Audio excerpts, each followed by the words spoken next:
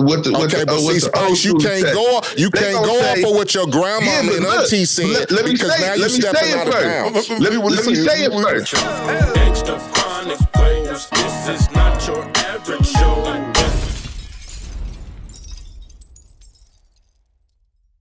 Yeah, you know what it do. Another episode of the Gangster Chronicles, and I'm with the homie. Big Steel in the house. And, man, I see you brought one of your homeboys down here today, man. A low-riding a legend, man, when it comes to putting them things together. Yeah, man, you know, the culture is big, you feel me? Anybody who's been either the love or infatuated or just, you know, a real historian. An enthusiast. You know what I'm saying? And this culture it's been spread so wide right now, man. So, you know, welcome the homie, man, to the show. You know what I'm saying? Chris, Sun State Customs in Orlando, Florida. Yeah, that's what we do. Yeah, for sure. And we got another legend in the house, man, via telephone, man. Now, I've been trying to get the homie on here, man, for some years, but it's appropriate now. And it happened at the right time. The homie Spice One in the house. Spice, what's happening with you? What's cracking, man? Man, just out here getting in the end as usual, you know, making it happen. For sure out there wiggling, huh? He out there baking now in Vegas, man. It's about 1,000 degrees right now in Vegas. Yeah, hey, I just seen a nigga walk past here on fire, nigga. It's hot as hell right now. Hell yeah, man. And you know, Spice, you know, one of the things I was talking to you about when I was on the way over here was the lack of it being the #1 rap album in music right now. But before we get there, what you think about this whole Keke Palmer situation? You know, I didn't hear about it. What's up with Keke Palmer? All right, check this out. The homie, you know, Usher got the residency in Vegas. You know, he do his thing. And, of course, you know, gang of females is going to push to see Usher, right? Yeah. So, let's put this scenario. You got you a celebrity female, right? You dating, y'all together, married, whatever. She flew to the Usher concert. She already dressed provocative. Let's put it like that, right? But you know, you don't sweat your lady. You let her dress how she dress. You know, you confident and secure in that to where, hey, she want to go out with the see-through, with the thong on, whatever. You confident, you know, she ain't finna whatever. She coming home, right? Okay, whatever. She go to see Usher, Spiggity, where you at the crib with the kiddies. She go roll with the homegirls, right? Yeah. So, Usher, you know, knowing your girl, you know, she's popular, she's out there, you know, she's got some name and status. He want to recognize, right? He want to recognize, you know, her status. You know, hey, my girl in the building, blah blah blah. Come on up stage, give her some love, blah blah blah. Next thing you know, he serenades her, starts singing to her, whatever, and it gets a little, you know, too close for comfort, put it like that. Hold on, you got to give Spice the full detail. Now, Spice, not only is he serenading her, but she has these see-through pants on where you can see the thong and the booty cheeks is hanging out and everything. Oh. Okay. And she pressed up on him. No. Yeah, booty cheeks hanging out. And I think, did he touch the booty? Okay. So you still, are you got a problem with that? Do you think they acting it out just like we were saying, you know, in certain situations, how we had on the show when we was talking about the situation of you gotta play that out. Yeah, you playing a role. Me? You know, she's on stage, just like what happened with Homegirl with the kiss and everybody screaming, whatever. She's supposed to be a certain type of female, so why not play the role out, right? You get me? Right. So do you feel, you know, it was out of bounds for what happened, you know, because, you know, they say this is how my nigga Usher gets a lot of that poontang. Man, I think Usher done smashed a couple people's broads. So how do you feel about that? If you were in the shoes of being the dude at home and your girl is on stage and doing, how would you feel about that? Would you address that publicly? Nah, I wouldn't address it publicly. You know, me, I'm a Bay nigga, man. I never let them see me sweat, I never would go out here and address publicly about my feelings and get into my feelings, and exploit my feelings out there in public to everybody. That would be something for me to talk to her about at home alone between me and her, if I had a problem with it. You know what I'm saying? But, me being a Bay nigga, I might not even had a problem with it. I'd have been like, damn, nigga, what I'm saying? Okay, go on, pimp, and do what you do. As far as me tripping out and flipping out, nah, man. You can't let them discourage the player in you, man. No matter even if you got a woman, you know what I'm saying. If that's your woman or whatever, you got enough confidence in her, and it is what it is. You know what I'm saying? Because what if she do movies or whatever, and she got niggas kissing all on her tongue, all down her neck, down her throat, licking all on her neck, and all kind of stuff. You know what I'm saying? That movie that she did with Tyrese, you know what I'm saying? Like, if she would have did some movies like that or whatever, did some stuff like that, then he can't get mad because she just acting, she just doing her thing. So basically, sometimes you got to kick back and play a role. So still, you saying that my man didn't have the confidence? That's why he spoke publicly about how he felt about her doing that? Well, the thing is, I can see him being a little upset because he is a square. He's a civilian. And as we all know, and as we all know in entertainment, we don't all have problems at the house because some girls may get a little too excited at the show, and you go home and, the first thing your woman thinking, damn, is it like that? So if I wasn't there, what would you have done? You feel what I'm saying? So you always go get that to some degree. You just got to take that. He acknowledged her, dog. Now, I can see why he was upset, but I think that should have been something left to the crib. I'm not mad at him for being upset, but he should have had that conversation at home, and he sound real insecure because I know my wife, and if she sees, she really ain't into no Usher, but she see Denzel and Denzel want to give her a hug, I ain't gonna deprive her from giving the hug to Denzel because I'm damn sure gonna get my hug from Halle Berry. If she see me and want to give me a hug, my nigga said, because I damn sure Holly, can I get a hug? You know what I'm saying? It's my wife right here, but she ain't tripping. You gonna get you a hug, baby, and get you a picture and all that. I guess you have to be like I said, once again, you got to be more confident in yourself. Like, he should have played it out and been like, yeah, you seen my bitch up there, nigga, she was looking bad, huh?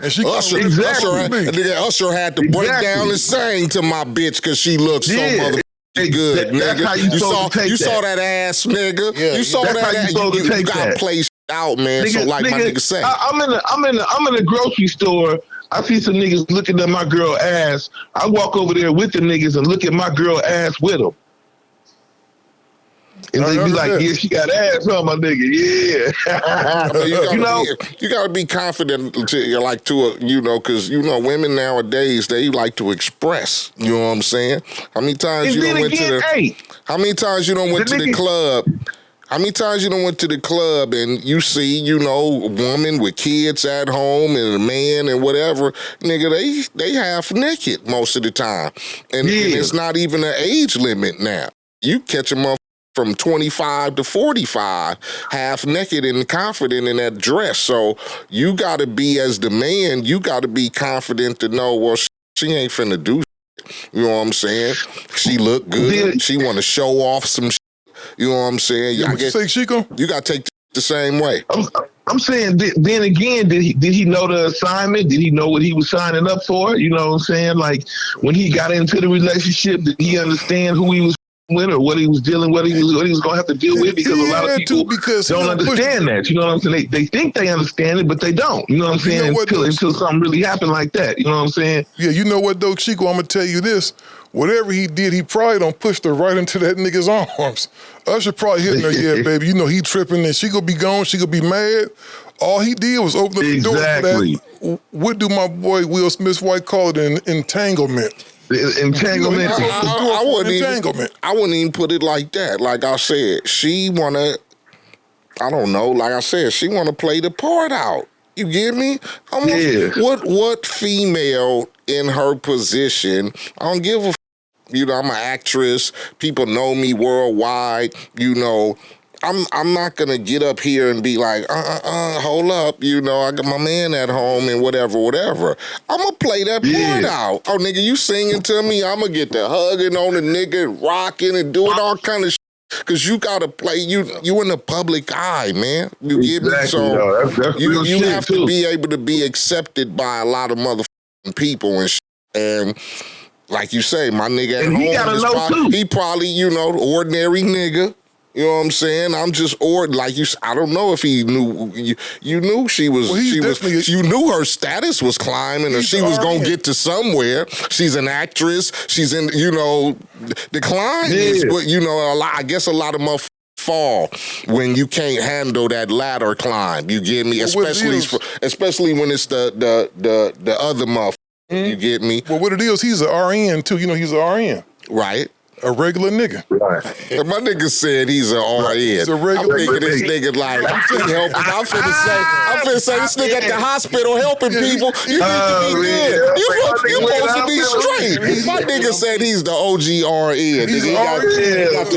He got the scrubs on and everything, huh? Because if he was, I would have probably joked with my wife like that. I'd have probably joked with her about it. You know, I just said you gotta play it out, man. You know, everybody's relationship different, man. Like, you know, you got the Adam 22 cat right now. His wife does porn. He knew she did porn before he got with her, so he planned it out. His wife just, you know, some nigga just came in there and knocked her down, I guess, or whatever, right? Everybody on the internet made a big deal about it. I said, nah, this man know his wife do porn. Yeah. If you know what it is and she do that, you can't come in trying to change some shit in the third quarter. And a lot of them get down like that. You get me? Yeah, it's a lot of porn industry who got husbands and wives at home. You know what she said? He said, well, why would I be mad at her? I've slept with over 200-some women with her. He did porn. He's done porn, I guess. So he not tripping. I don't know why they're making it. We got a problem in society today to where people need to mind their own damn business on certain stuff. Everybody's household is different.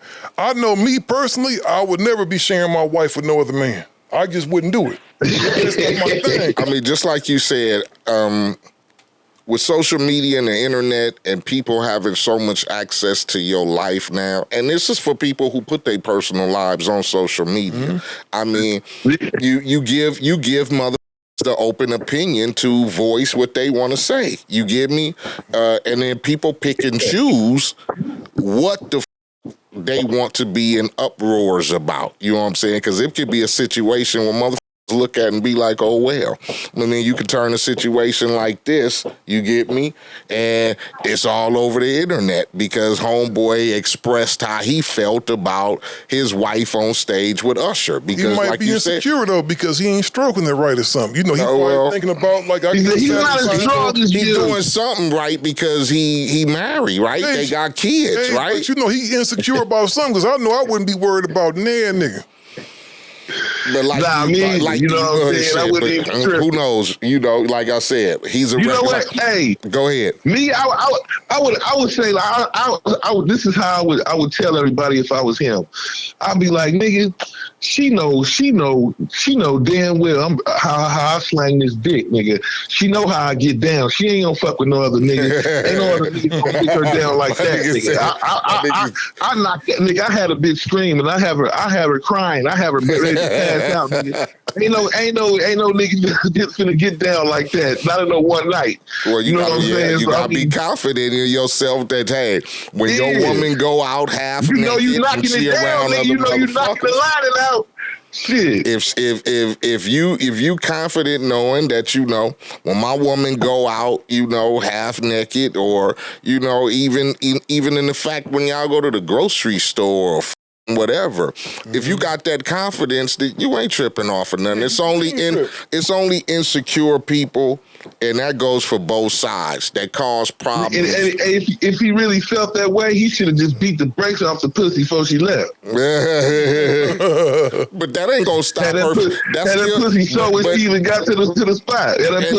He could have did that. But my thing is, it still ain't gonna stop her from getting on stage when Usher say, "Hey, Keke in the building, come on stage." Yeah, that's what it is. It's still not gonna make her, okay, the nigga serenading me. I'm a actress. Yeah.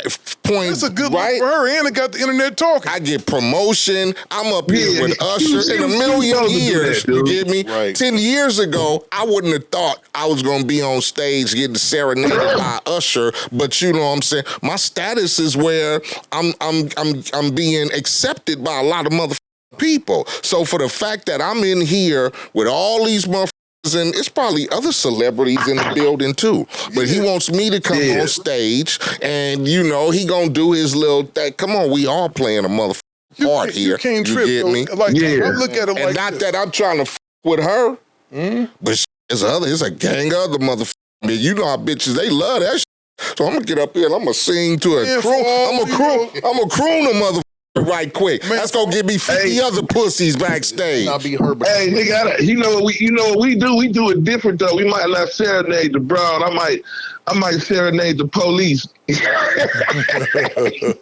See, I might be singing some of my gangster ass songs about, you know, what I did and how I got down and shit. I might be looking dead in his face. But shit, that's why. I'm talking crazy. Yeah. Hey, you Giggity gangsta. Giggity gangsta. You know what though? You know, speaking of the rap, Chico, I'm gonna give you and Eiht both y'all flowers right now, right? Because both of y'all are two of the most lyrical cats in the game, man, that don't necessarily, like when they put out these lists of the top 10 and the top 20, this and that, they miss a lot of brothers, especially y'all, man. So I'm just gonna give y'all both big ups right now, dog. You know, I wish we had applause and all that stuff, man, but you know, I'm gonna give y'all flowers right now, man. to that. And I think everybody, because you know, we just had Lazy Bone in the show last week, and I think Eiht forget sometimes. I was looking at Lazy Bone, look at my guy like, man, like this my hero right here. Yeah. You know what I'm saying? He gave it up. He was like, man, this is my guy right here. And I meet so many young artists that when they meet Eiht, it's like almost like, dang, man, I'm actually in his presence. You know what I mean? I don't like to be like that though. Ain't nothing wrong with that. Take your flowers, nigga. You gotta understand though. I don't like that shit, though, man. I just hate it, man. Not like that, but I guess I consider myself just too regular, man. Man, but I don't you ain't consider though, dog. myself. I'm telling you, you ain't. You and this nigga on the phone ain't regular niggas. Y'all don't know, dog. At a time, dog, both of y'all had the streets on smash, man. You couldn't ride down the street without hearing 187 proof, and you couldn't ride down the street without hearing the hood took me under. You just couldn't. It was inescapable, bro. Y'all. But see, to me, I was just talking for regular niggas. I was just talking for niggas that I was standing on the corner with every day. Them niggas couldn't rap. Yeah. Them niggas was just too hood with it. So I'm like, it. I got a little, I can keep the beat and rhythm a little bit, so I'm finna go home and just start writing about the neighborhood. And last night, the homie got jacked, and 2 nights ago, we got pulled over and whoopty-whoop. 3 nights ago, we jumped out on some niggas at the gas station. I'm just talking about regular shit that I'm looking at like niggas in L.A. going through this shit. And it didn't matter whether you nigga was a Crip or a Pyru or a Blood or whatever. We was all going through some regular that's what we looked at as regular. Now, other people looked at it as crazy as but when you grew up like that, it wasn't no different than the motherfuckers and having family cookouts or whatever. Yeah. You went to the hood, you hung out with 10, 15 niggas, we pieced up on the weed and the drink, maybe a box of chicken or something so somebody could eat, and nigga, we was on the block selling dope. You feel me? That's the way we survived. Yeah. So just being able to, I mean, I caught the rap bug because, I don't know, it wasn't nothing else. What the else am I gonna do? So the rap bug came along. I was able to, because of the few years that a nigga went to school, I was able to, okay, I know that rhyme with that, and that rhyme with that, and okay, I'm a nigga, so I know how to keep the rhythm and shit. So it, play me some shit, let me talk about the hood, and nigga last night, whoop-de-whoop, and the more, I guess you say, success came with it, I still never looked at like, yeah, nigga, I'm MC Eiht and I'm around the world. I don't think nobody do, I don't, some niggas do though. Some niggas got that. Some niggas get that like I'm too good. I look at it like, I don't give a whether you sold 100 million or you sold 100 records. We all started from the same. So some niggas like to look at themselves bigger than like they say the program of what hip hop was. Them the niggas that usually don't make is. it. Them the niggas that don't never get acknowledged. Them the niggas that don't get the love. I like humble niggas. I don't give a if you riding around in Rolls Royces and you got a private plane and whoop-de-whoop. Just be a humble nigga. Well, you know what though? I'm gonna tell you this. If you ever notice, the great ones are often the most humble niggas. Like I was just telling Brian when we came in, if you meet Wayne, Tune is one of the coolest niggas you ever want to meet. He go come in here and shake everybody's hand. He go sit in here with you. He go make sure you straight. He's just a cool dude. Same thing with Scarface. Same thing with all of them dudes. Same thing with Kendrick. All of them is very cool people. They don't sit up and act like, oh, they superstars. They very regular people. You feel what I'm saying? You know why? I'm humble as hell. You know, and I think a reason that something that taught me to be humble is we both know this. Hey, my niggas is crazy as hell. Yeah. You know what I'm saying? So if I even look mad or frown or something, these niggas gonna start tearing shit up, and I can't stop them. So I'm gonna walk around and be the nicest person that you can see. I'm gonna smile. I'm gonna shake hands. I'm gonna be really nice, and I'm gonna chill. I'm gonna be cool because I know these niggas crazy. I can't even look mad. They gonna tear this motherfucker down. You know what I'm saying? Yeah, for sure. And I learned that, you know, and I guess over the years it's just in my personality now, and I figured out how to move around motherfuckers. You know what I'm saying? Mm-hmm. Well, I just figured, man, you just got to be. I mean, I know sometimes it don't. You know, you got to watch your surroundings and motherfuckers, and it's jealous motherfuckers because of what you do or what you accomplish. That's always gonna be there. But I just like to consider myself a regular nigga, so I don't offend a regular nigga. You feel me? Mm-hmm. That's all. That's where I come from. Right. I don't want to offend a regular nigga. A nigga still out there, because it has been fortunate that I've been able to do certain that a regular nigga's not gonna be able to do. And not to say that you can't never. You know what I'm saying? Regular niggas can take trips and go on vacations and work hard and take their females somewhere and have whatever you want to have to accomplish.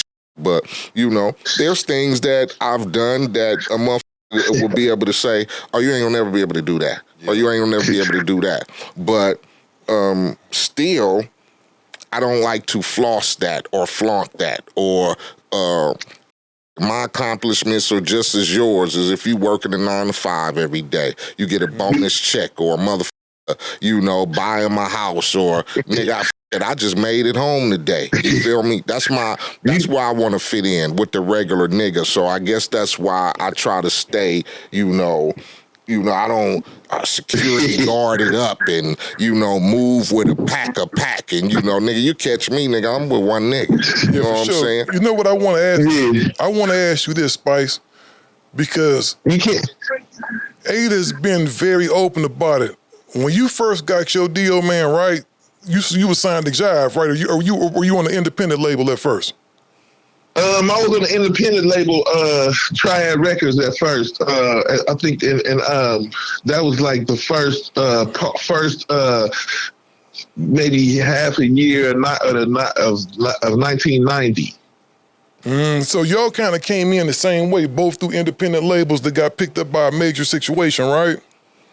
Right. So was your paperwork right when you first started? Hell no. When I first signed with the independent, I was straight, but when I got to Jive, it was the whole contract was one-sided. So after all them records, because your first joint went platinum, didn't it?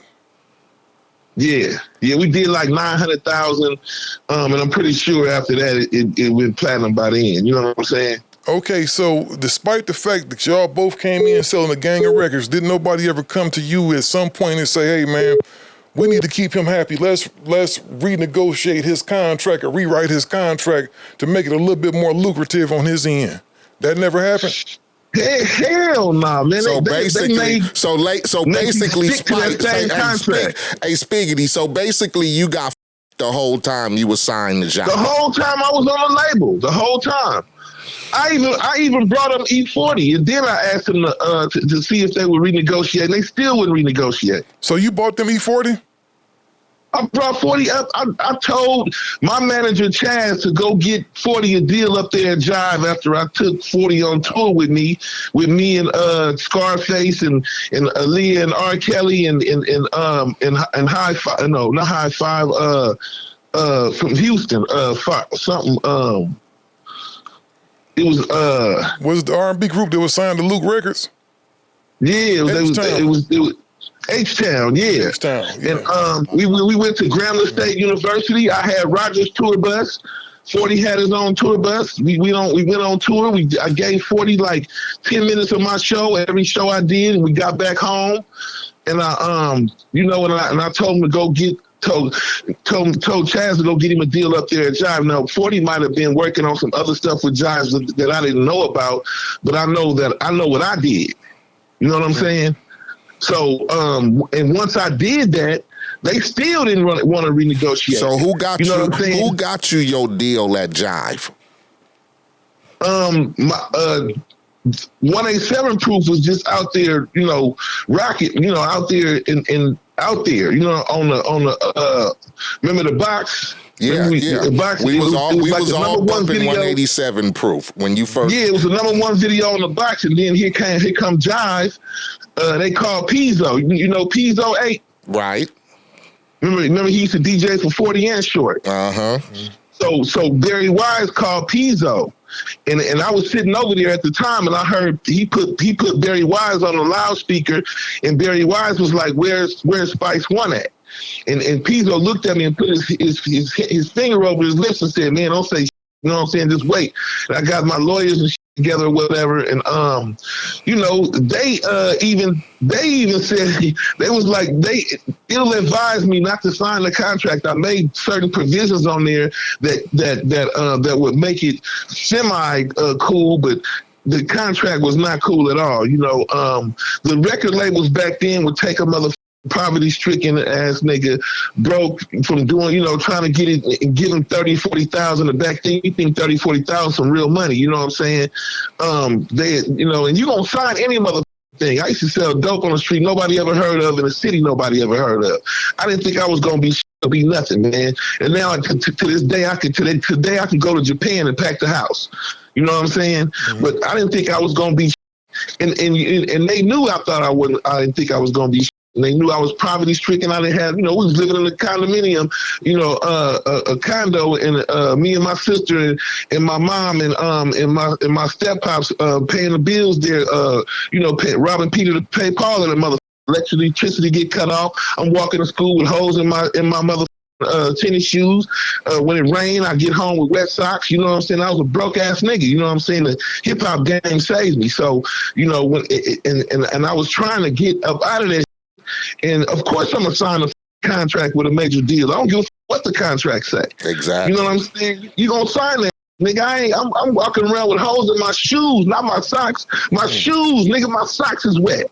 You know what I'm saying? So hell yeah, I'm signing this shit. You know, we out here jacking niggas, man. You know what I'm saying? We out here stealing cars and jacking motherfuckers. I'm running from the police, nigga, 12 o'clock midnight, hopping fences, helicopters and all of that.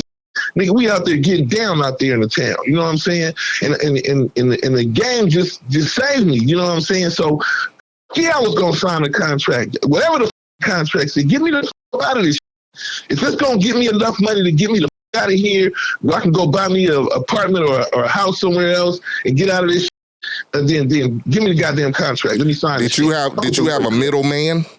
Was there a middleman involved in your deal?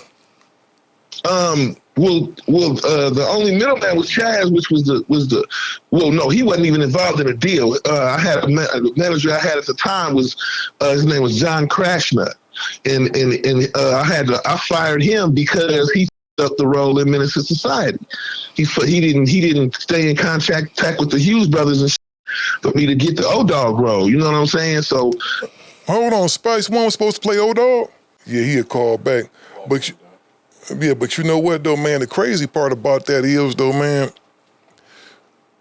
the story is all too common. Like it's always said, young black kids from poverty, right? That don't see no way out, and they get this opportunity of a lifetime, and it is life changing. You know, despite the that go on, people's lives usually change for the better. But I think that's just real sad, man. That's just real sad because he made Jive millions of dollars. Absolutely. I mean, Spice was large. Yeah, he made Sony millions of dollars.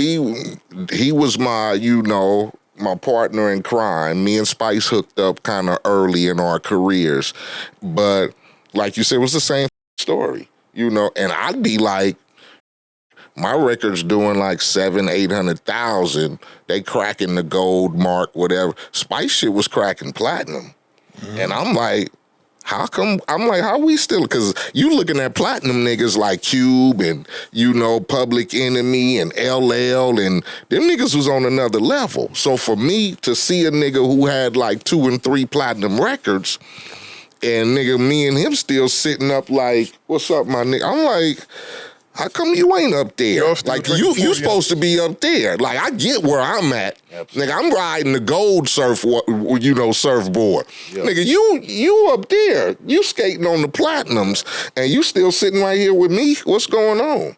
But like you said, it's always that the same story of, I'm not getting no motherfucking royalties. Mm-hmm. My budgets are probably getting cut in half because who's ever in the middle receiving that check, you get me? Mm-hmm. They already, from soon as it hit they desk, I'm tearing this motherfucker in half, you get me? So, and then like you said, you never have a motherfucker come around and go, okay, I've eaten enough. Let me let a nigga go and get his thing. No, niggas be like, we got Spice back up here. Niggas be like that. Instead of giving a nigga his just due or his percentage that he should get or the money he should get, niggas be feeling like, nigga, you owe me. So that. Now that's gangster right there. So I don't give I got you your record deal. You're able to do videos and you're riding around in a nice car and you got a nice house. I did you a favor. So I'm going to continue to you until I can't you no more, and you be grateful for that. Instead of like going, but wait a minute, I'm writing all my songs, I'm doing everything I gotta do, but you feel like I owe you half of what you know what I'm saying? You taking half of the shit from the top. You get me? Then got the nerve to double back and be like, okay, now where's my percent? You done already took half of the money up front. Then a nigga come back around the corner and be like, now let me get my 15% as your manager or some shit. You get me? That's crazy. That's crazy. So Spice, you ain't. Then they want the 15% of the manager. Yeah. So I'm going to take half the money from your budget, okay? And then I'm going to turn around and double back and go, now I want 15% for being your manager. Niggas was cold back then, man. I'm telling you. niggas dealing with rich niggas that's all hid out. Them niggas was cold as fall. All the so-called, middlemen, managers or whatever. And I ain't going to say all of them, but goddamn it, back when I was coming up in the rap game, them niggas was niggas. I don't give a f. If you didn't know shit about publishing and contracts and royalties and all that shit, and you was like a nigga like me and Spice, nigga what? Record contract? What? 40 grand on the table? Yeah. Not knowing that goddamn nigga, you supposed to be getting money for your writers, you supposed to be getting money for publishing and your beat making, you supposed to be getting this and that. Nigga, you ain't knowing shit. Nigga hand you a check in the beginning and you take that go, nigga, I'm cracking. Not knowing that a nigga finna be collecting your shit for the rest of his life. You get me? For the rest of his life. For the rest of his life, when you sitting up and you ain't recording no more and them little publishing checks is coming in for 3 and 4 grand, you won't never see them motherfuckers. Another nigga collecting the hard work that you put in because they feel like, nigga, I walked you in the door. And then the movie role. So before you got cut off, you said you was supposed to be O-Dog? Yeah, I had the script. I had a script. I was reading the script. I just didn't know that my manager didn't contact the Hughes Brothers and say shit. You know what I'm saying? Can you imagine how Menace would have been with this dude playing O-Dog and this dude? Man, we would have, nigga would have killed that shit. I don't say. Menace came out pretty good, if you ask me. Yeah, nigga would have killed that shit. But at the same time, like Eiht is right. Lorenz Tate did his motherfucking thing. You know what I'm saying? I mean, killed that shit. You know what I'm saying? Who knows? I mean, Pac was supposed to be in it. Everything happens for a reason. And but like I said, you gotta attest to people who, like you say, a motherfucker was in charge of your shit. And that nigga that's taking 15% and the nigga's not even looking out on shit. And that just goes to show you. Well, maybe that was a blessing because maybe he was gonna take that money too. Nigga gonna take everything you can get. I mean, well, a lot of things, could have came about through that movie, and everything. Even, when Pac got into it with the Hughes Brothers at my video, I never like Eiht. When Alan was running up the hill, man, I ran down the hill. I didn't know who he was. And I was about to try to clothesline him back down the hill until I figured out who he was. You know what I'm saying? I got close up on him, and I was like, "Oh, you know what I'm saying?" And then I said, "Dude, just go up the hill." And then I looked down the hill, and I did a little cut thing on my neck, like, "Hey, cut that shit out!" Like, what the though, nigga? Y'all, what the you know what I'm saying? Like, I helped my nigga. You know what I'm saying? Like, I made sure them niggas didn't come up that hill try to with him or whatever they was doing or whatever, because I didn't see what happened down there at the bottom of the hill. All I knew was that I seen Alan and I had to help the nigga. You know what I'm saying? Because he didn't. You know what I'm saying? He was covered with blood, and I'm like, man, hey man, whatever y'all niggas doing down there, cut that shit out. You know what I'm saying? And I'm tripping like y'all don't, you know what I'm saying? But I didn't know what happened down there. Man, but if they ever got mad at me or have any type of feelings towards me, man, tell them I was trying to help them. You know what I'm saying? I wasn't, you know what I'm saying? It wasn't nothing of me, I was not happy that this happened in my video. And then Pac felt bad because he kept trying to get me to all of the movie sets he can get me to. He kept calling me to everybody. Every time he did a movie, he called me up there. You know what I'm saying?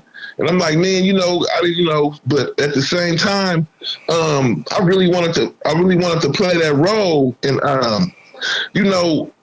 I got some things I'm working on now, my own little, movie ventures I'm working with a few people. I don't want to say no names because I don't want to jinx it and shit, but I'm gonna need you to come through, Eiht, and I've been talking to Caffeine crazy ass too. So we gonna get something about to kick off, nigga. When we get off the phone and I talk to you, I'm gonna tell you everything. You know what I'm saying? But I just don't want to say it out here because I don't want to jinx it because it's some real good shit. I feel you, Spice. That's the thing, man. Whenever you got good stuff going, bro, you can't tell everybody because just as many people be praying for you, dog. It's numbers, even more people trying to pray against it happen, putting all kind of bad energy in the air. Yeah, so nigga got forces against that, me, man. You know. But Eiht, my nigga, you know what I'm saying? So I mean, yeah, for sure, you good. Whatever go down, if whatever is going down, if it's a dollar to be made, man, believe me, you best believe I'm probably gonna call my nigga.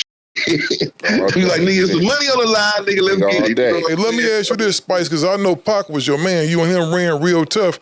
Do you kind of think he was kind of out of pocket a little bit for beating on them dudes like that? I don't know because I don't know what was going on at the bottom of that hill. You know what I'm saying? So you didn't see it? Okay, I got you. I didn't see my cousins and stuff. They was down there. My niggas from Mona, you know, Tyrus, Eiht, T-Bone, and T-Bone and them was down there with Mo Preem and Macadocious and them and shit, I think. And Thug Life niggas and some of my niggas from the 187 Facts, some Bay niggas was down there and or whatever, but you know, I didn't know what happened down there. But I was kind of upset over the whole thing. But I wasn't mad at Pac because that was between him and him and the Hughes Brothers. And so I didn't want two sides to every story, bro. Niggas, everybody handle differently. Everybody handles stuff different. Whatever. I just know the 90s was a many time, dog. The 90s. It was. The 90s was just a period. Crazy. It's so soft now. You can't even steal on a nigga. You go get sued and everything else for somebody talking crazy to you. If somebody say something that you nowadays and you bomb on that person, when you see them, you are either going to jail or getting sued. Or them niggas gonna shoot you. It's because, like I said, today is ain't no phase. Nigga ain't taking phase. It's a different time right now, man. Everything is about content and creating and being able to be whatever. So, you know, they use that word real lightly today, snitching and, you know, all that type of shit. You know, I come from a time where it was a different meaning. You get me? You run over a nigga skateboard and tail, you snitching today. You get me? Everything is qualified as snitching. It's just a different time. You get me? If you came from, I don't know, I came from a different era, man. You know. Nigga, we in a time when you can't even eat a hot dog and you gay. Yeah, for real. I mean, like, really, everything is content. And like, we don't really, you know, Spice. I tell you, I tell everybody, we don't really with, you know, that subject, you know, on the show. Yeah. Because, you know, it's a very sensitive matter. You get me? And right. You won't be able to do a concert anymore from certain things you say. You won't be able to sell a record. Yeah. You won't ever be able to. So I try to tread lightly when it comes to certain on that subject, like a motherfucker. And like you said, you're supposed to be able to have freedom of speech, but we all know, and everybody in here know, there's certain things you can't say about certain groups because they just won't have it, man. Like the homie I used to say, freedom of speech, just watch what you say. You definitely, because now, now, like I said, I don't really speak on that, but I'm gonna ask you a question still, because you like to slide in. You seen all this controversy with what is it? What's his name? Blueface and the shit about when they had the strippers in the house, right? He got strippers in his house. He got his kid there, you know, his little son. In there looking for some tater chips or something. So he got about 3-4 girls in the living room. You know, they stripping, they doing their thing. So the son in there looking for tater chips. He asked the son, "Why you in here looking for tater chips when his ass in the living room? Are you gay?" What? He asked the son, are you gay because you in here looking for tater chips and not looking at ass in the living room? So this is the question I want to say, because everybody's in the uproar about that question. Do you feel it was out of line? Oh, it was definitely inappropriate. Yeah, that was out of line. It was inappropriate, dog, and it was out of line. Okay, I'm asking another question. They're trying to introduce stuff like that in school to elementary kids. So, what's improper?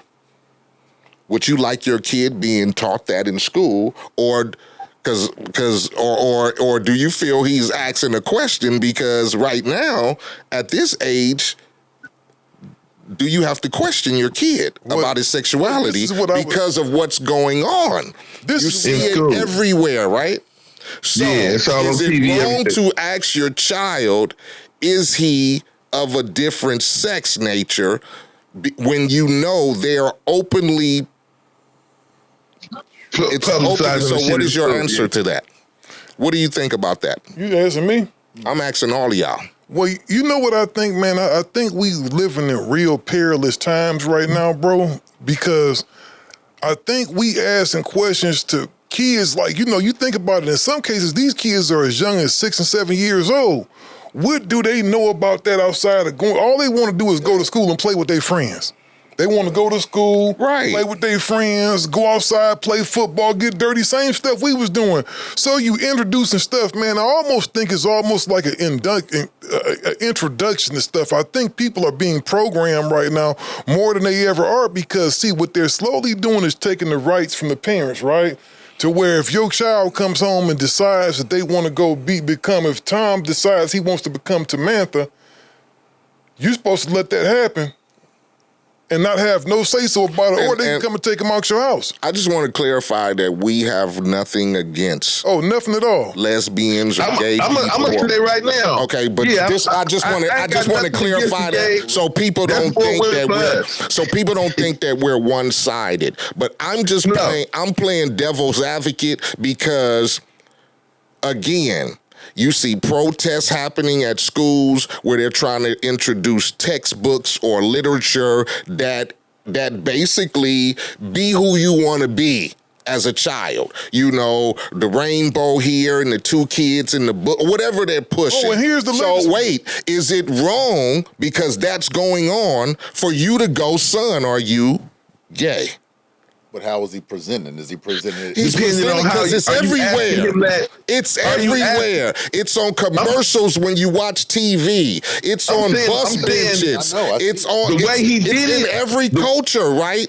And not saying that it's wrong, but now is it wrong to go, because he said, you're not in here watching his ass bouncing. Yeah. Now, of course he's being...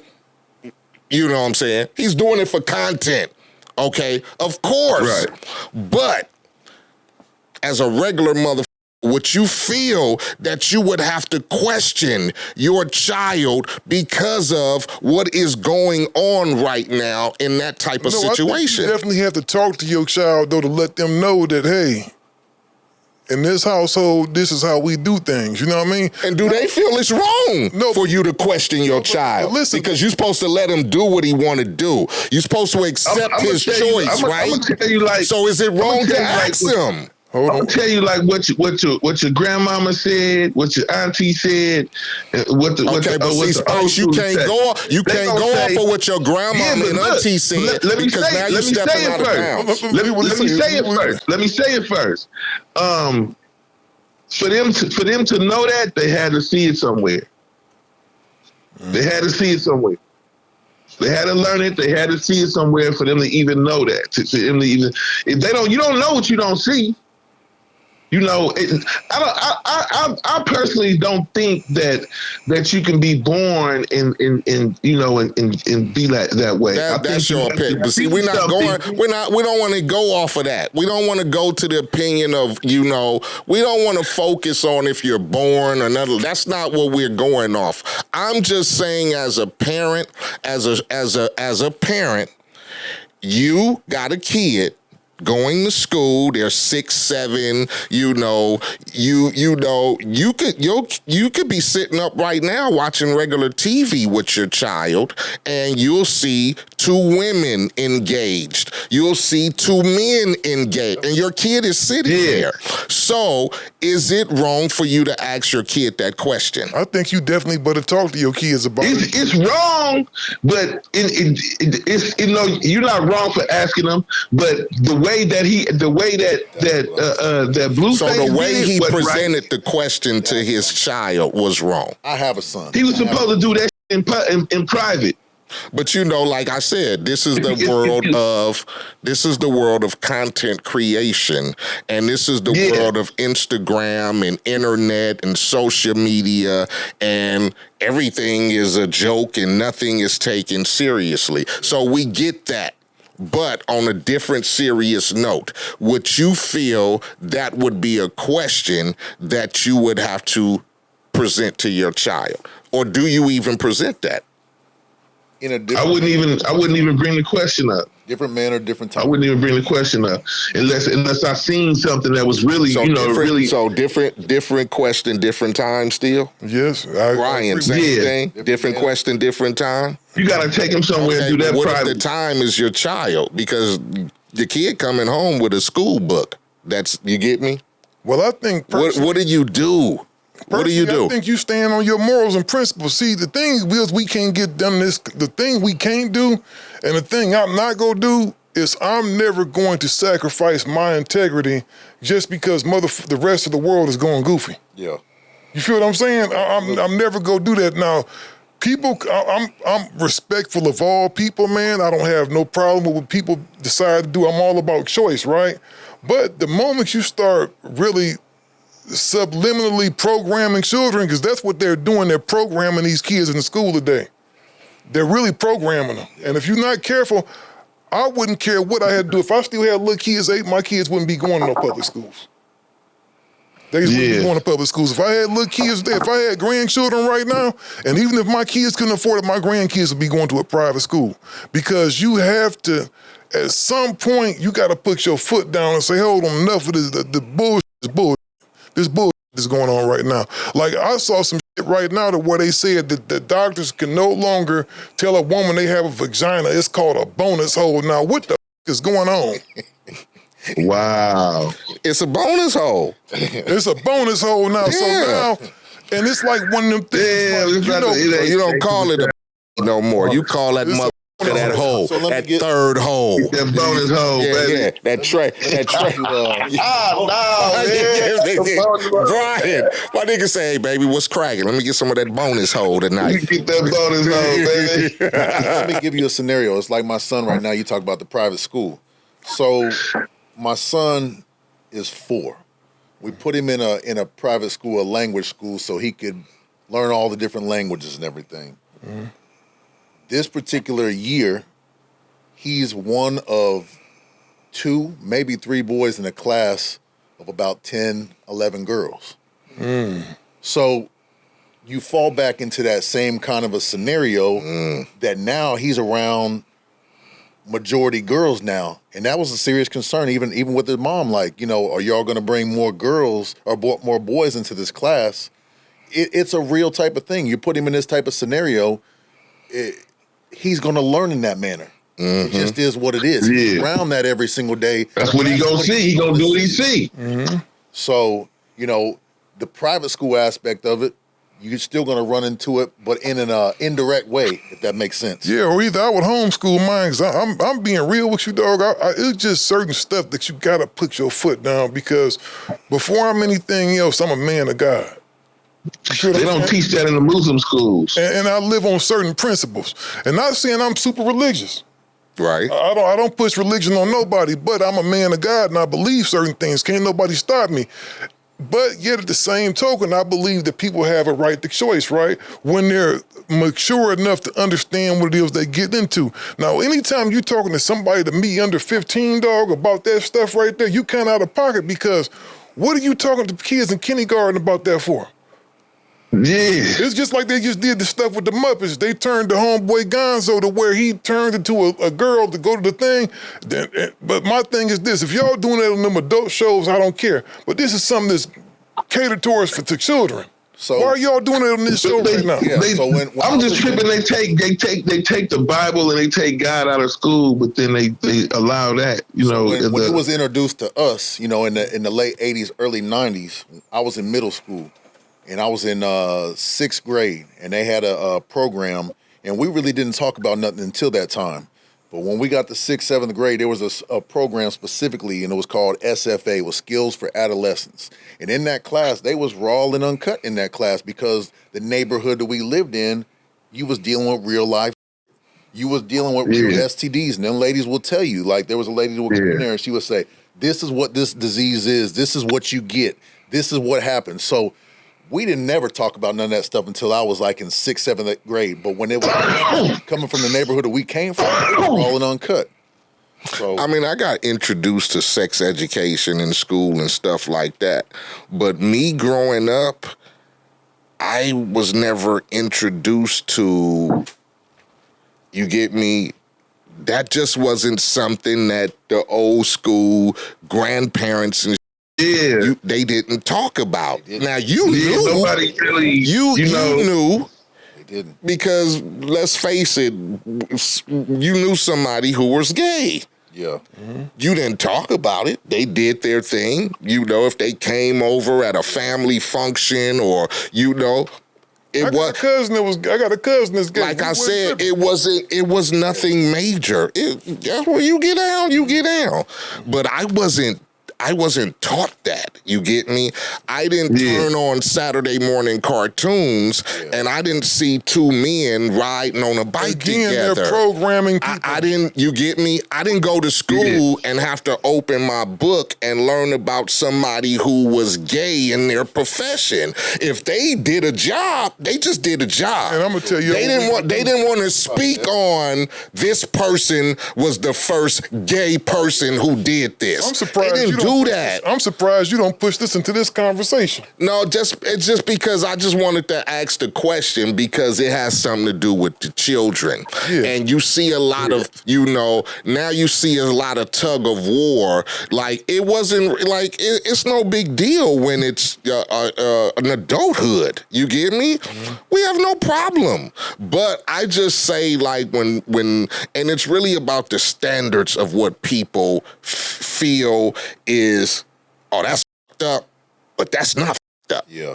That's fucked up. It would be the same. That ain't fucked up. And it's the way it is right now, and that's what made me bring it up because, okay, you say it's fucked up that he said that, but then they doing this in school, and that's not fucked up. Yeah. So what is fucked up at a certain point to where we all get on the same page and go, that is not cool, and we all going, that ain't cool. Well, I'm gonna tell you this. Gangster Chronicles, we gon' tell you how it goes.